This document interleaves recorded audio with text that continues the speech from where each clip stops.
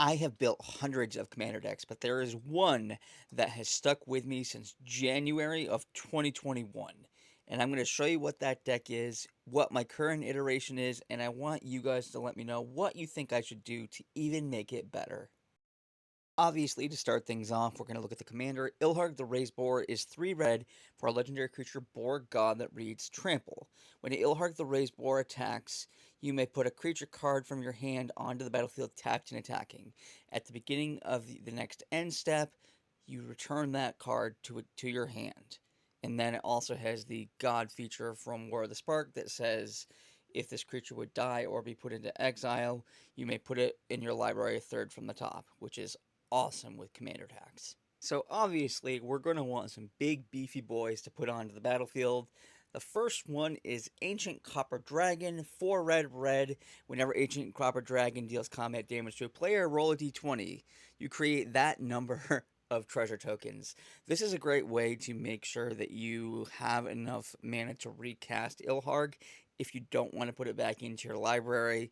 And also, I just love this signed copy from Phil Stone, the original artist. Up next, we've got Anger. This is a must-have in any Ilharg deck.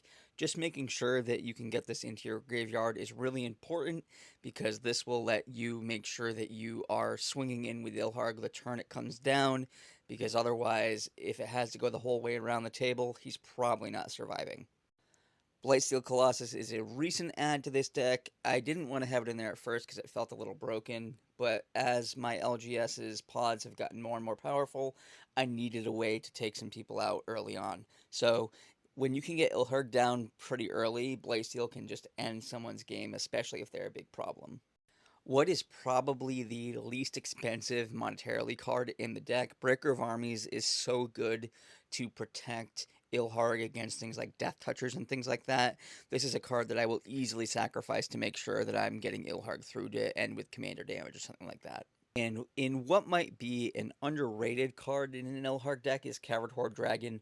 This guy is really hard to deal with, and the nice thing is that even if you can't cheat him in with Ilharg, this is probably going to be able to get down on turn 3 or turn 4 in most commander games.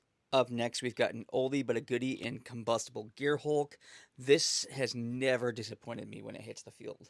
I'm looking at the price on this card right now for the first time in a while. This is stupid. Just reprint this into the ground or ban it, but it's in the deck. Dragon Mage is one of the cards that I have considered cutting from the deck, but I haven't been able to pull the trigger yet. Dragon Tyrant is a recent include because it's pretty expensive. 10 mana is pretty high, but when you do get to cheat this in, can easily take someone out that wasn't expecting it, even with all the other powerful cards in this deck. Servant is one of the pieces of ramp that's really important in this deck because if you don't have Anger or a Swift of Boots or something like that, Generary Servant can make sure that when you play Ilharg, you're getting it down a turn early and giving it haste. Generous Plunderer is more of an early game play, and I've mostly included it because of the fact that my LGS has a first blood point for the tournaments they run on Sundays. Well, Gimli of the Glittering Caves is a flavor thing for me because you'll notice when I get to my basic lands that this has a slight Lord of the Rings themes to it, but also this card is just really solid. Harsh Mentor is another card I've considered cutting, but I think it's worth keeping in at least at this point, but sometimes it does draw a little bit too much hate. Mysterious Swift Sphere is a card that I've put in, taken out, and put back in. This again is more because of that first blood aspect of it. Being able to attack right on turn 1 without needing anything else is pretty important for that.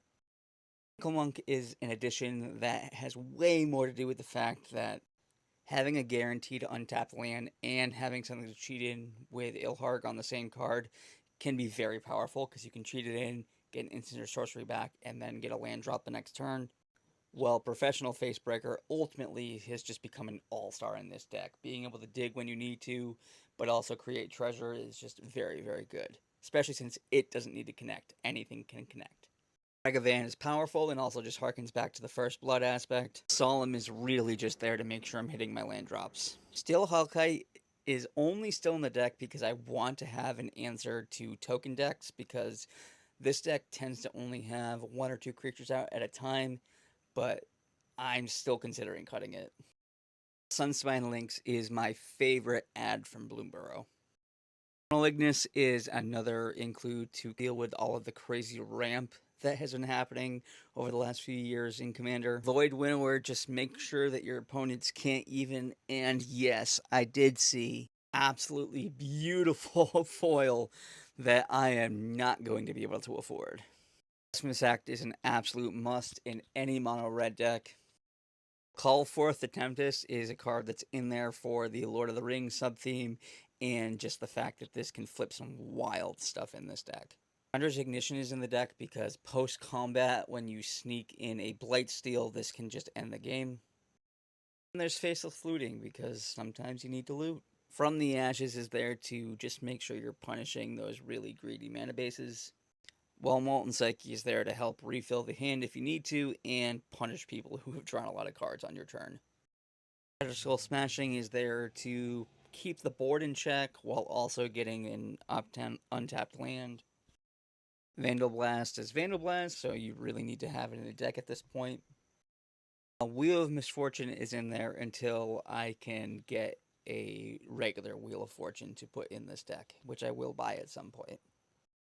I do have Winds of Change for now, just in case I need to get things out of my hand. Raid is just a fantastically flexible spell. Chaos Warp is a dangerous spell, but a fun spell. It's always fun to see what comes off the top. And sometimes, especially in this deck, you can make sure that you are saving something that might get taken out by another player's removal spell. Speaking of protecting, Deflecting Sot can do the same thing. Dancers is a great way to refill your hand and also get anger into the graveyard. And Null Elemental Blast is a dangerous card because you might be in a monocolor pod, but this can absolutely save you unexpectedly. And in case it's not multicolored, you've also got Pyroblast and Red Elemental Blast. Breathing Song can make sure that you have a very big pig on a very early turn. Moving into artifacts, most of it is protection and ramp. Arcane Signet, There's play is very good in a mono red deck. Diamond Pickaxe can survive a Vandal Blast and also just keep you rolling in treasure. Well, Geth's Grimoire is a really recent ad that gets absolutely bonkers with things like Winds of Change or Wheel of Misfortune. Jeweled Lotus is probably one of my luckiest pulls ever. Lightning Greaves may just be the best turn to play in this deck. Lotus Petal, again, making sure that you're able to recast or get down early Ilharg. Mana Crypt is my only current proxy in the deck because my LGS didn't have one, but I don't mind shouting out Mental Misplay. They're hilarious and they were so much fun playing with SEG Hartford. The only reason I have Mana Vault in the deck is because my brother had a collection that he gave me a few years ago. Mithril Coat is honestly one of the best equipments they've printed in the last few years. Changed my mind. Palantir of Orthunk just gets out of hand so quickly. Panar Monocon goes in the deck because sadly those creatures that are getting cheated in don't have attack triggers, they only have ETB triggers. While File of Galadriel is really only in there because of the Lord of the Rings flavor, but I haven't had the heart to cut it yet. The Medallion might be making waves in Modern right now, but it's really great in this deck too. Yes, I do run Sol Ring in this deck. Tyrannic Resonator needs a little bit of setup and can get wiped out, but I still think it's worth having in there for the times that you can cheat into creatures. Sundial of the Infinite can make sure that you keep that Blightsteel on the field as long as you wait for the trigger to go on the stack. Every boar needs a pair of boots, and Sword of Hearth and Home is one that I put in on a whim, but I still feel like it's going to do work when I need it to. Immortal Sun is more of a meta call for me because there are a lot of Planeswalker cards running around in my meta. One Ring is the One Ring, and the only reason I have it is because I bought 3 of the holiday bundles that came with this promo. Smoke is a god tier card in an Ilharg deck. I absolutely love playing this because you only really need to have Ilharg out for this engine to run. Into the home stretch, let's get into the lands. We've got Arid Mesa just to make sure that if you need to scry something away or shuffle something away, you have that ability. Well, Balin's Tomb can get Ilharg down early, and I just needed this. I needed this card. Wander's Enclave is honestly coming very close to coming out for a basic mountain, but I do have a few cards that need to add colorless mana. And Fomori Vault is such a good card, but this is the card that I misplayed hardcore with Blood Moon, so I don't know. It's awesome though. Glittering Caves is fantastic. I love this art. I love this foil. You can't change my mind. And I haven't had enough experience to know whether I really want to keep Isolated Watchtower in the deck. There are 21 of this exact Search Foil Mountain, which will never change. I love these mountains so much. And this Cavern of Souls is so beautiful. Reliquary Cower is another card I have not had to need too much, but I can't get rid of it. Well, Rockface Village is a really solid uncommon to get both red mana and colorless mana at untapped. Is just, I love this card. Rogue's Passage is great for something that you need to make sure doesn't get blocked.